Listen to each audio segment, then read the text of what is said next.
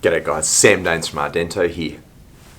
Today I wanted to put together a video to talk about something, a really important step and a really important phase when you are embarking upon a software implementation project.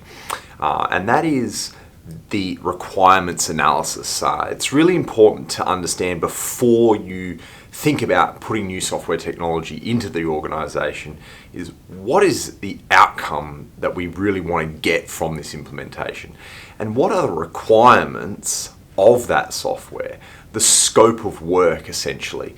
Now this is really critical whether you're working with a particular implementation partner or whether you're embarking upon this as an exercise on your own. Either way, being able to properly define the requirements and the outcomes that you want from this implementation are going to really help you understand how to make this a successful rollout of technology, and also help you be able to measure the return on investment from doing this. So I wanted to share some tips, if you like, of maybe some ways that you can go about this exercise of requirements analysis or scoping of requirements for your new software solutions. One of the great ways that we work with our customers is around following your customer journey. Technology, whether it's back office or whether it's front of house around marketing and CRM, or whether it's payroll or any type of inventory management or back end type management software, you really want to be able to understand how this technology affects your customer journey. So is there certain touch points in where your team are going to need to interact with the software, or whether the customer is going to interact directly with the software? Following your customer journey can be a really great way to be able to understand how far this particular piece of software is going to reach in your organization. So definitely map out your customer journey. You also want to evaluate, your own pain points. What are the manual processes that are happening in your organization currently? Are there spreadsheets or replication of data being entered into multiple systems?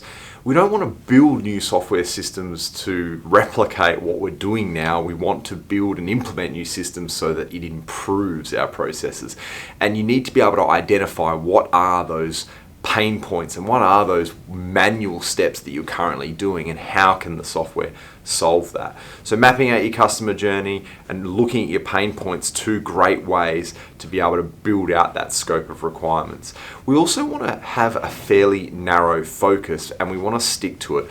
Now, narrow can mean a lot of different things depending on the size of your organization, depending on the size of your technology footprint, but having a clear and concise scope and direction, and almost putting the blinders on to that, can sometimes be of great benefit because it stops us wavering from our goals and directions. So if we take the time to develop a scope and analyze our requirements and talk about how this is specifically going to be affecting the software they're implementing, then we can stay on course. It will keep things often within budget.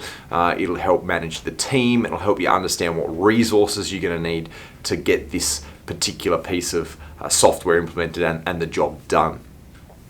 So guys, definitely think about how you can analyze your own business requirements, identify those pain points, and put together a clear scope that will match how you are going to implement the new software. If you do that, you are in a really great position to start working on getting this technology in your business and getting all of the outcomes and the benefits that you hope to achieve by putting in the software.